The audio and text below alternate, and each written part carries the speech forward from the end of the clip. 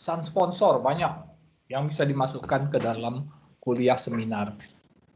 Itu saya biasanya tidak suka, tapi ya apa boleh buat ya, namanya sponsor dari universitas sama dari fakultas, dari program studi itu suka menitipkan, misalnya apa? Misalnya dalam kuliah seminar coba dititip bagaimana menulis paper yang baik, bagaimana menulis tesis yang baik dan lain-lain ya. Bahkan ada juga masalah etika dalam riset ya, dan memilih jurnal yang baik, menghindari jurnal predator, serta menghindari apa yang dinamakan dengan scientific atau research misconduct. Ya. Nah, itu biasanya titipan, tapi intinya dalam kuliah seminar itu, dan saya waktu kuliah di Jerman dulu memang ikut kuliah seminar di undergraduate ya, undergraduate. Dan saya kira itu benar ya, sampai sekarang masih dilakukan orang di sana, yaitu tiap orang diminta untuk presentasi, ya namanya kuliah seminar gitu. Nah, di sana tidak ada itu istilah pesan sponsor atau titipan-titipan dari universitas kalau seminar harus ini. Karena apa? Karena kalau bagaimana riset yang baik itu langsung saja dibawa ke tempat riset mahasiswanya. Bagaimana menulis paper yang baik langsung saja disuruh tulis paper, nanti diperbaiki, diajari begitu. Ya, bagaimana menghindari jurnal-jurnal yang bermasalah juga langsung diajari. Jadi tidak ada itu pesan-pesan sponsor itu di sana. Kemudian kalau seminar ya kuliah seminar. Yang dilatih adalah Anda paham satu topik, kemudian Anda bisa mempresentasikannya dengan baik, dan Anda bisa berargumentasi serta menjawab sanggahan orang. Itu yang diperlukan dalam seminar. Saya tetap menganut itu, tapi tentu saja saya harus kompromi ya dengan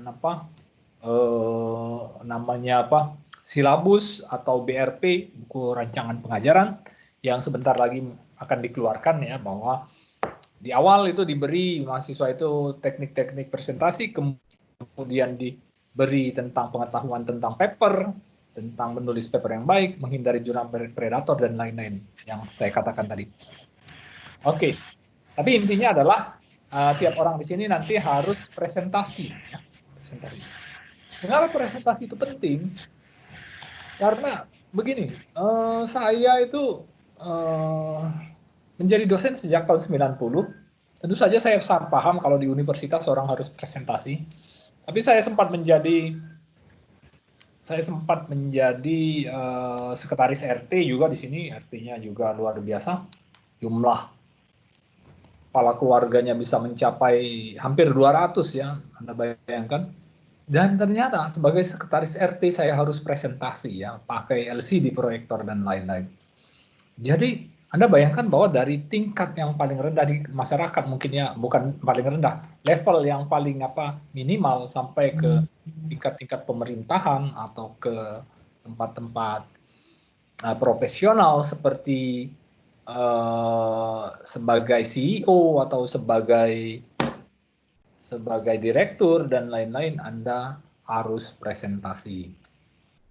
Dan saya yakin ini sebagian memang sudah bekerja, tapi sebagian mungkin belum bekerja.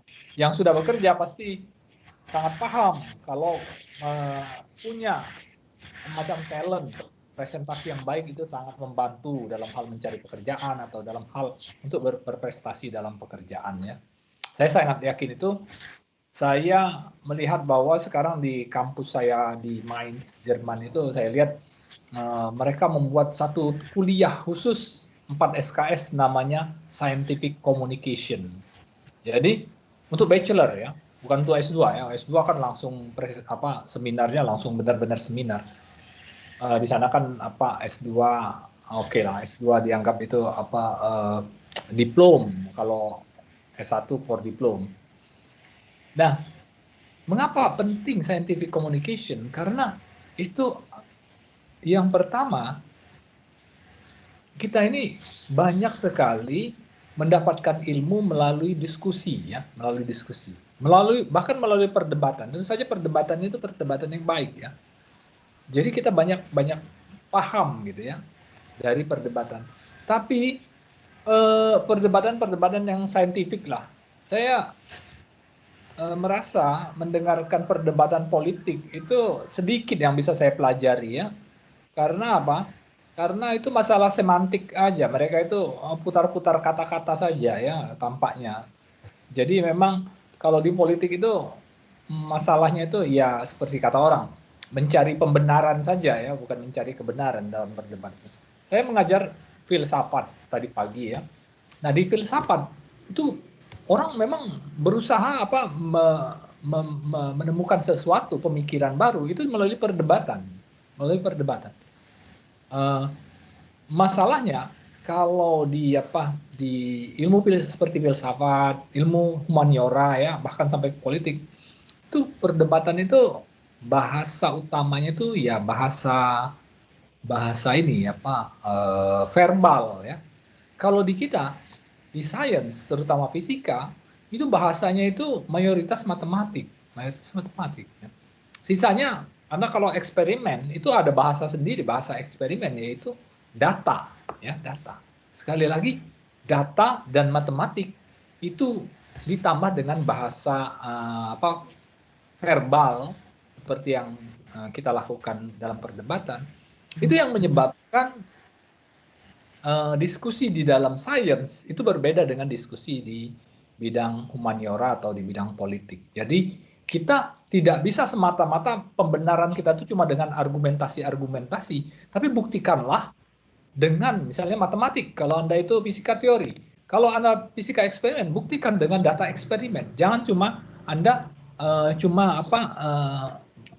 berputar-putar argumentasi kata-kata tapi tidak terbukti, gitu ya. Beda dengan di humaniora, di politik dan lain-lain.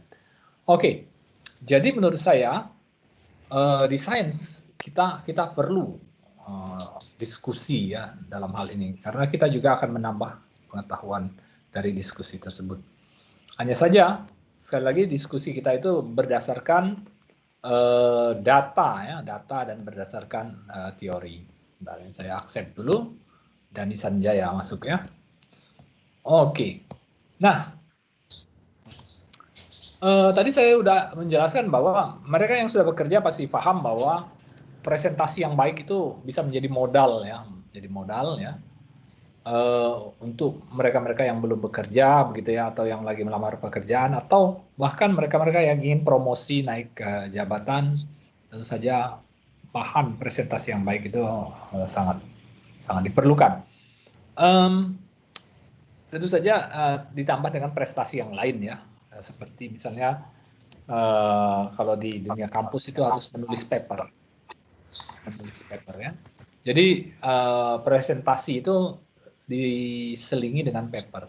Kalau Anda pergi ke konferensi, ya, biasanya Anda diminta istilahnya membawakan paper. Membawa itu bukan membawa secara fisik. Jadi Anda mempresentasikan hasil penelitian Anda yang Anda tulis dalam paper, yang itu akan dibukukan oleh panitia konferensi, entah diterbitkan di proceeding atau diterbitkan ya, atau bahkan bisa juga diangkat ke jurnal. Dan Anda juga harus presentasikan itu di komunitas atau di konferensi tersebut untuk diperdebatkan. Ya, Anda tahu kalau misalnya S3 itu kan istilahnya kalau ujian itu dengan defense, ya, defense. Mengapa ujiannya defense? Mempertahankan tesis. Karena ide dasarnya adalah kalau ada seseorang datang dengan teori baru, datang dengan ide baru, maka dia harus didebat dulu, disanggah dulu. Kalau dia berhasil melewati sanggahan tersebut, maka teorinya bisa diterima. Nah, ada seorang fisikawan sebenarnya yang menjadi filosof namanya Karl Popper. Dia mengatakan bahwa, atau dia menyatakan bahwa sebuah teori itu dikatakan ilmiah kalau bisa disalahkan. Jadi dia metode ilmiahnya disebut metode falsifikasi. Jadi bisa disalahkan. Jadi kalau teori Anda tidak bisa disalahkan, ya maaf saja, itu teori tidak ilmiah. Contohnya apa? Contohnya misalkan saya mengajukan sebuah teori tentang tuyul. Nah, ini ada satu tuyul yang menyebabkan kehilangan uang di ini, misalnya di kampus ini selalu ya uangnya hilang. Tapi tuyul itu tidak bisa dilihat, ya, tidak bisa dideteksi. Kalau diberi kamera tuyulnya tahu sehingga dia tidak muncul, gitu ya. Atau dia bisa bergerak tanpa tanpa menyebabkan detektor menyala dan lain-lain, sehingga tidak bisa dideteksi, tidak bisa dibuktikan dan lain-lain. Jadi teori tersebut tidak bisa disalahkan dan itu teori yang tidak ilmiah. Kecuali kalau misalnya dikatakan bahwa tuyul ini hanya akan muncul malam Jumat begitu ya. Nah, kalau dipasang detektor malam Jumat, maka bisa dideteksi tuyul tersebut. Sehingga ada kesempatan menyalahkan teori tersebut di malam Jumat gitu ya, pasang detektor, kemudian kalau tuyulnya nggak ada maka teori tersebut salah. Jadi itu teori falsifikasinya Popper. Itu fisikawan itu sebenarnya, Karl Popper ya. Jadi apa? Jadi teori itu harus bisa disalahkan. Anda tahu teori Einstein yang sangat-sangat kuat bertahan ya, dianut semua orang saat ini, itu berusaha disalahkan terus ya, berusaha disalahkan. Dulu ada penemuan neutrino melebihi kecepatan cahaya ya, kemudian akhirnya dianulir sama eksperimentalisnya ya. Mengapa? Karena ternyata kabel GPS-nya kendor gitu ya, kabel GPS-nya kendor. Karena untuk mengukur kecepatan melebihi kecepatan cahaya itu sangat susah. Anda bayangkan saja kalau satu parti mengirimkan neutrino ke parti yang lain, jadi dari A ke B dikirim ke neutrino, maka pada saat dikirim itu si A harus ngasih tahu ke si B ya bahwa sudah dikirimkan. Nah, si B begitu dengar dia akan mencatat. Nah, kecepatan tertinggi tentu saja kecepatan cahaya ya. Dari sini memberikan informasi ke sini, kecepatannya kecepatan cahaya. Mana bisa itu kecepatan melebihi kecepatan cahaya kalau informasinya telat. Jadi sistem pengukurannya luar biasa rumit begitu ya. Ada sinkronisasi waktu dan lain-lain.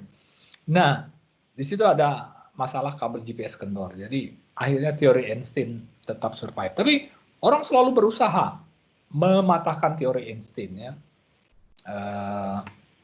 Waktu itu saya diwawancarai ya sama majalah Tempo gara-gara kecepatan neutrino melebihi kecepatan cahaya itu. Tapi saya katakan maaf saja, pengalaman saya kalaupun eksperimen si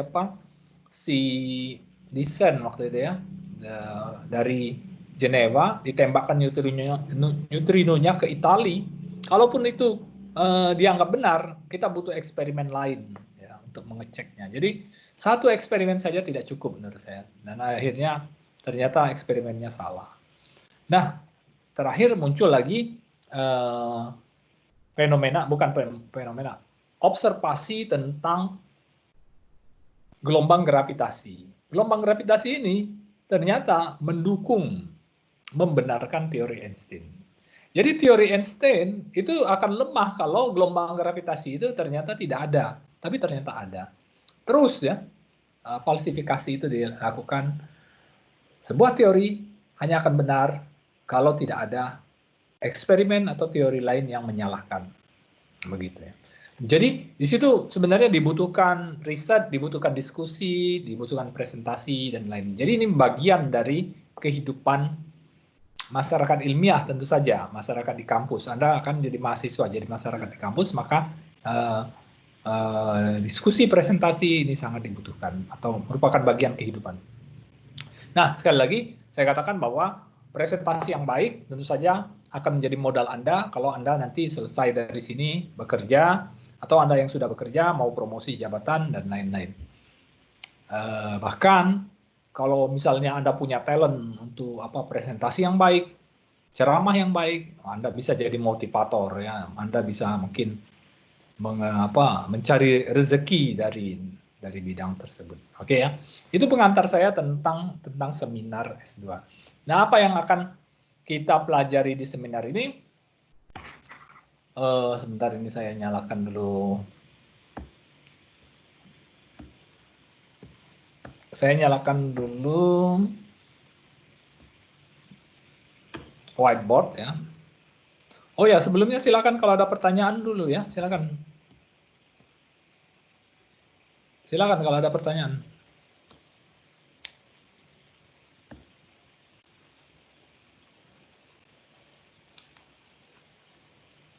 Nggak ada ya? Oh, ini sudah jelas semua. Jadi kita kuliah seminar ini. Saya coba tulis. Mana ini? Maaf, ini Microsoft Whiteboard-nya sudah kelihatan ya? Maaf Pak, belum Pak. Belum ya? Sudah saya share. Apakah terlambat ya? Atau saya matikan dulu kamera saya? Sudah kelihatan Pak. Sudah ya? Ya. Oke. Ya Pak, sudah. Oke, jadi ini kita kuliah seminar. 2 SKS ya. SKS. Nah, tidak ada buku panduan ya. Sebenarnya ada beberapa buku tentang seminar yang baik, tapi sekali lagi saya mesti katakan bahwa ini benar-benar kuliah yang learning by doing. Anda harus seminar ya, Anda harus sering melihat. Ada beberapa contoh seminar yang bagus, itu nanti saya bisa kasih linknya di emas, karena apa? Ini sangat dianjurkan kita menggunakan emas ya, tapi mohon maaf saja tadi pagi emasnya juga error terus gitu ya, dan emas tidak bisa kita pakai untuk kuliah sinkronus. Jadi yang pertama itu Anda harus presentasi ya, presentasi. Pilihlah satu topik, pilih topik yang sesuai dengan bidang Anda. Maksud bidang itu apa? Tentu saja di sini S2 Anda pernah mengambil S1, Anda pernah riset ya. Jadi Anda sudah punya bidang, dan juga Anda mungkin sudah punya ancar-ancar calon pembimbing, atau bahkan sudah punya pembimbing di sini ya.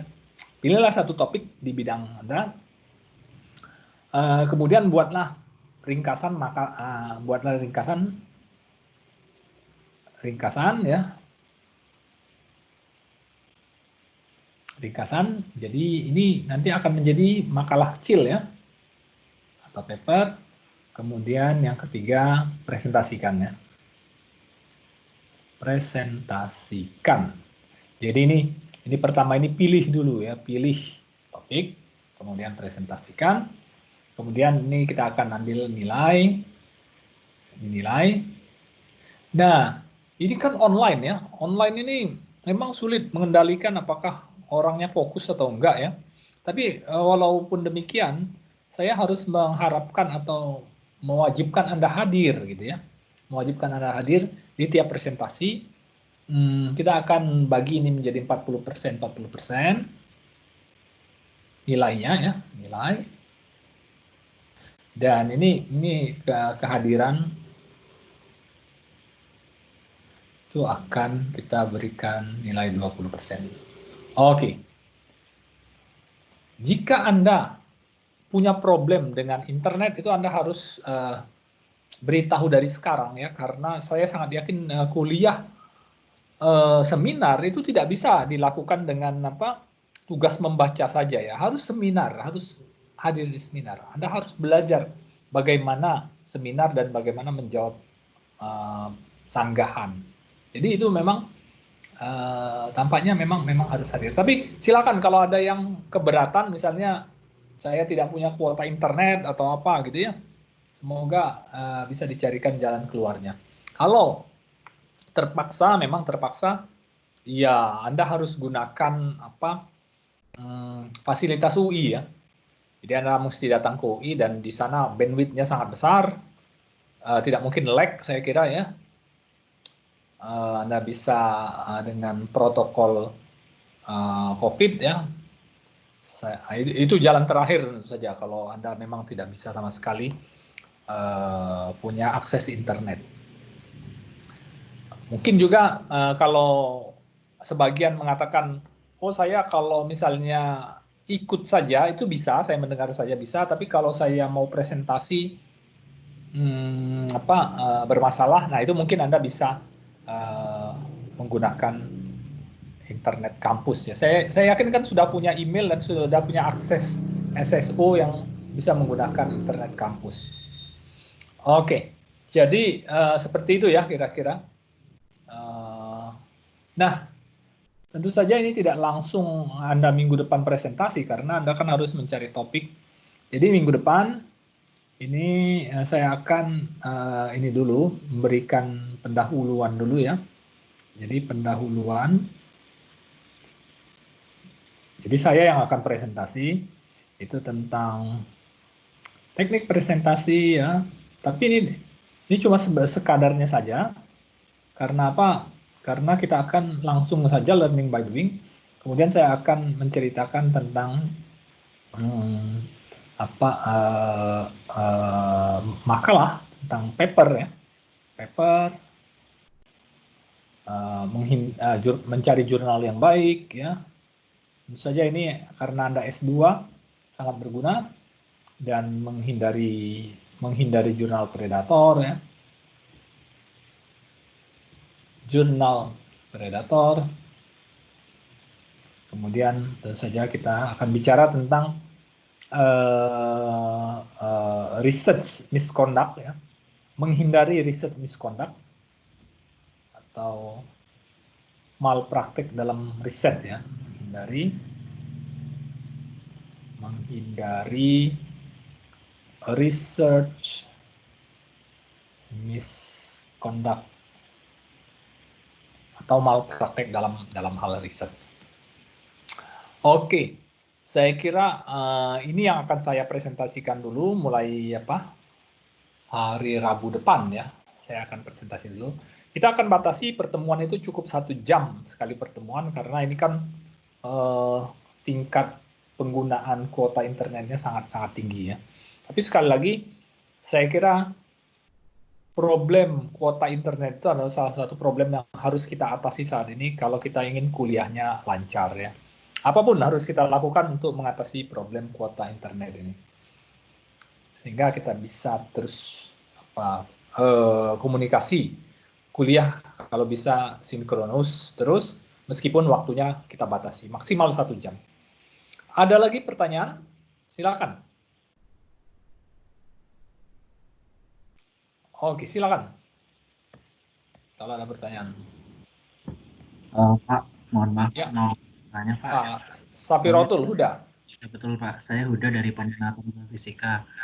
Ini kan teman-teman di Geofisika ada beberapa orang yang belum bisa masuk di kuliahnya hari ini Pak karena terkendala masalah Microsoft Teams-nya. Itu nanti ngaruh di kehadiran nggak ya Pak ya? Insya Allah enggak ya. Jadi nanti ya kalau bisa sih segera masuk ya. Jadi kalau enggak masuk artinya enggak hadir ya. Maksudnya akan saya mulai hitung mulai minggu depan saja ini kehadiran gitu. Soalnya sudah mencoba berkali-kali belum bisa masuk juga Pak, teman-teman, ada 2 orang. Kenapa ya? Itu karena apa? Sudah install belum? Sudah Pak. Saya kurang tahu juga sih Pak. Kita juga ada masalah sama. Saya dari semalam nggak bisa masuk juga, baru bisa masuk tadi pagi seperti itu Pak. Gini, tadi saya meng-invite itu bisa ya alamat Gmail itu. Yang penting Anda install dan Anda sudah punya akun ya. Meskipun pakai alamat Gmail itu bisa saya invite ya sebagai guest ya. Tapi nggak masalah itu sebagai guest karena kan bisa hadir. Jadi ini ada list email instrumentasi ya. Ini siapa yang nulis? Ferry ya?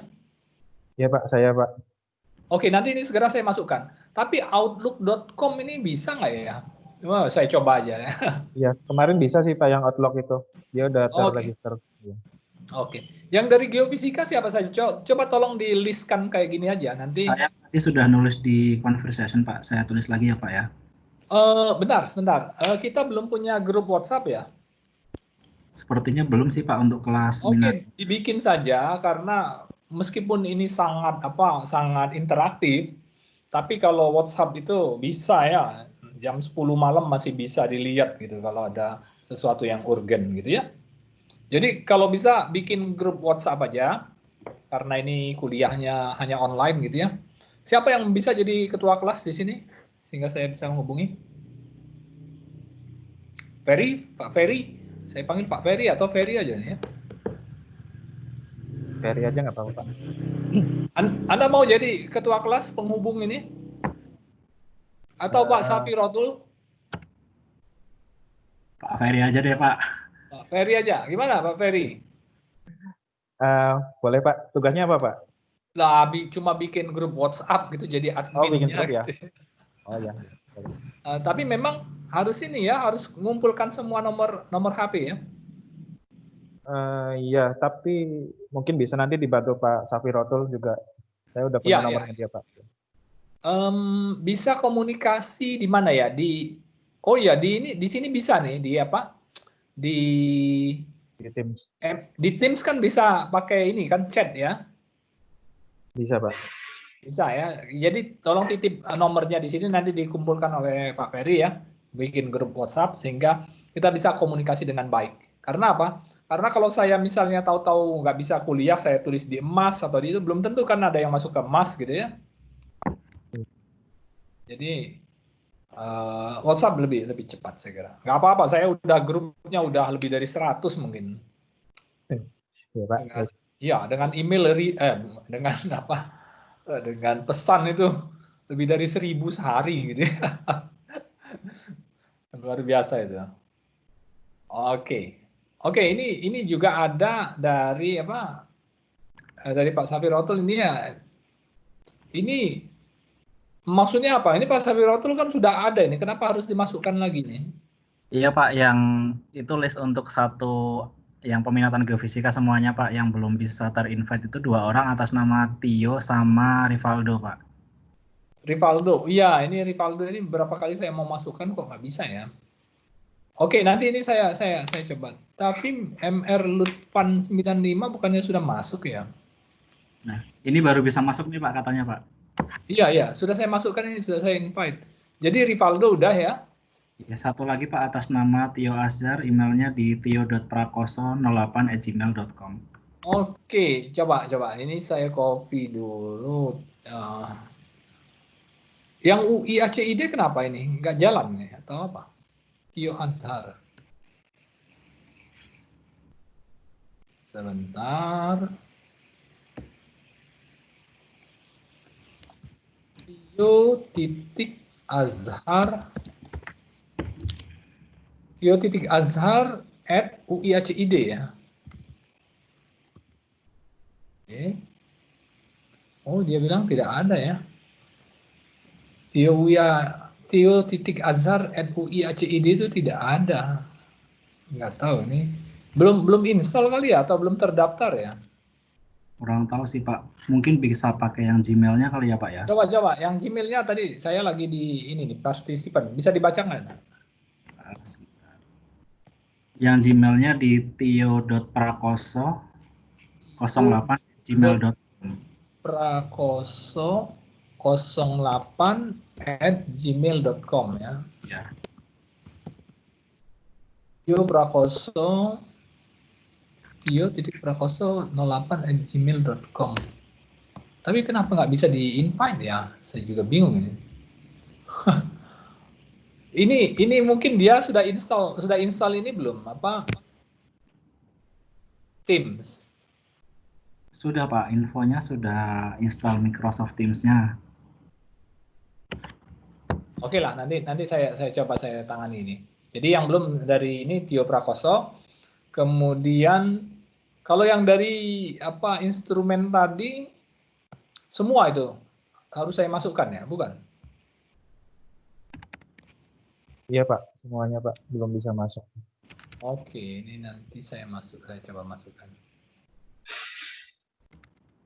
Oke, jadi ini ada 7 orang yang akan saya coba masukkan. Good, nanti saya coba. Tentu saja masih ada waktu 1 minggu ya, ke minggu depan kita bisa masukkan. Ada lagi yang mau ditanyakan? Tentu saja saya bisa ngobrol banyak ya, tapi kita ini apa kuota internetnya mahal gitu ya. Silakan kalau ada pertanyaan lain. Jadi minggu depan saya akan presentasi dulu. Anda mungkin sudah mulai mencari-cari topik untuk presentasi ya. Kemudian minggu depannya lagi saya masih presentasi. Saya usahakan sih maksimal dua kali pertemuan saya butuhkan. Jadi dengan hari ini 3 kali ya. Kalau bisa sih cukup minggu depan saja saya presentasi, kemudian minggu depannya lagi Anda sudah mulai bisa start ya. Kalau bisa 1 hari itu 2 orang presentasi ya, kalau bisa ya. Kalau tidak ya 1 orang 1. Nah ini Arif Rahman Hakim.